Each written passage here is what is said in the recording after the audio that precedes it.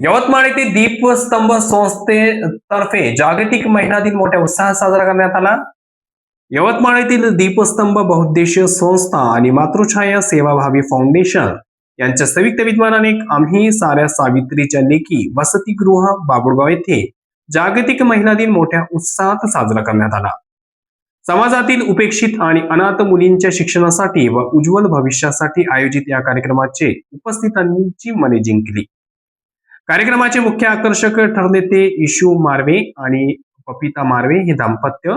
समाजाला नको असलेल्या 53 अनाथ व पारधी समाजातील मुलींचा सांभाळ करून त्यांना शिक्षणाच्या मुख्य प्रवाहात आणण्याचे मोलाचे कार्य हे दाम्पत्य करीत आहेत. पिढ्यानपिढ्या शिक्षणापासून वंचित राहिलेला हा समाज आता नव्या स्वप्नांकडे वाटचाल करत असल्याचे चित्र येथे पाहायला मिळाले.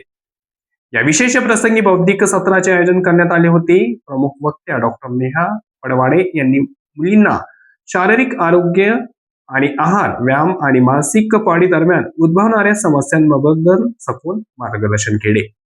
यावेळी बोलताना आयोजकांनी सांगितले की आगामी काळात या मुलींसाठी इंग्रजी संभाषण आणि संस्कार वर्ग सुरू करण्यात येणार आहेत, जेणेकरून त्या बाह्य जगाशी स्पर्धा करण्यास सक्षम होतील.